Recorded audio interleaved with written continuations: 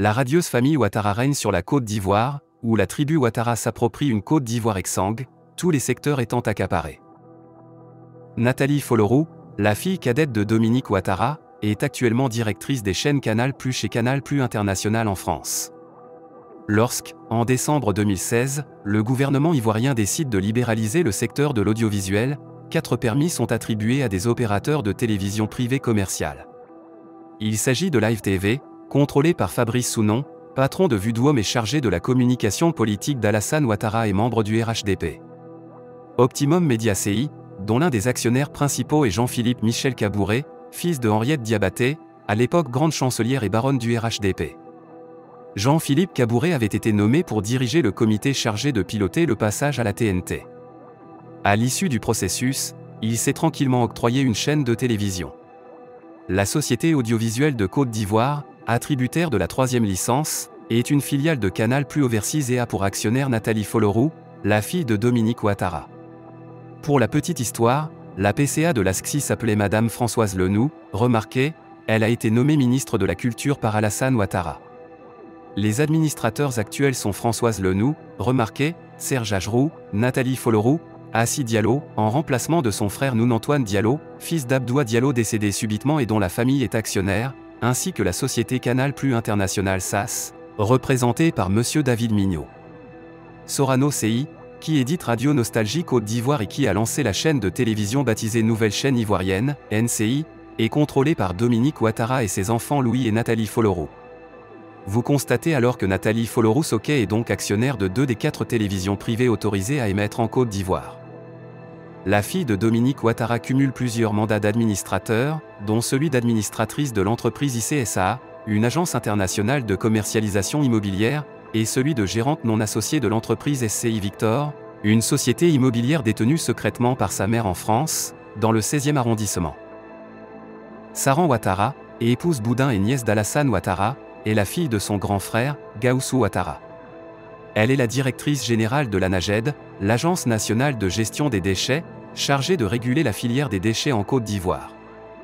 Avant cela, elle était la directrice générale de la NASUR, l'Agence nationale de salubrité urbaine.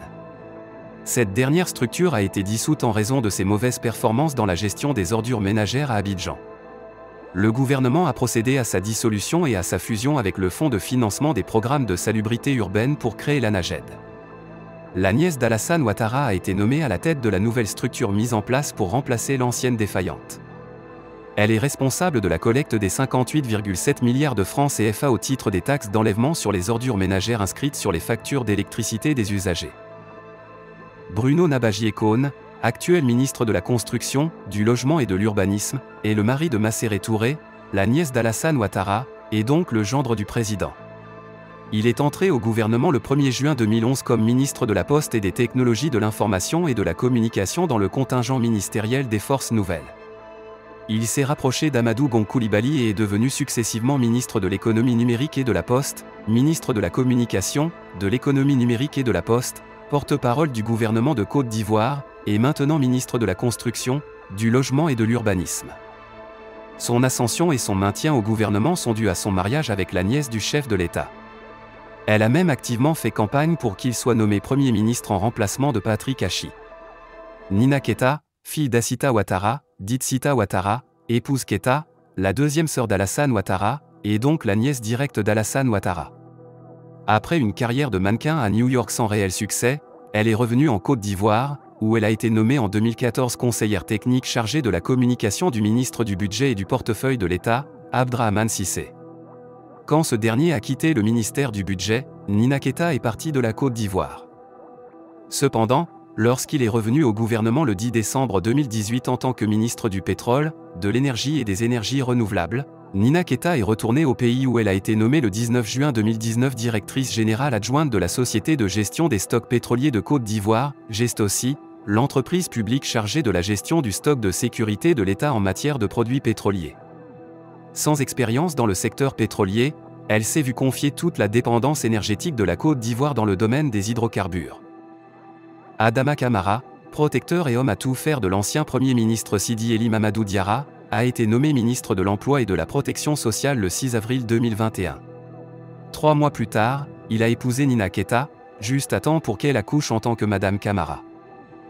Darwin Dramane Coulibaly, neveu d'Alassane Ouattara, a été nommé directeur général de la LONASE après le limogeage de Isiaka Fofana, un proche de Guillaume Soro, victime de la guerre au sommet. Dramane Coulibaly avait été limogé de la LONASE pour ses malversations avérées. Quand son oncle est devenu président de la République, instruction a été donnée de le réembaucher et de lui donner le poste de directeur général. Jean-Marc Béjani, ancien mari de Nathalie Folorou et proche de Dominique Ouattara, a été nommé PDG de Majestic One, la société qui détient l'exclusivité de l'exploitation des salles de cinéma dans la capitale ivoirienne, depuis 2014. Il est également le représentant des parts de Madame Dominique Ouattara au sein de l'entreprise pétrolière IC Oil & Gas, siégeant au conseil d'administration de cette entreprise prometteuse dans le secteur du pétrole en Côte d'Ivoire.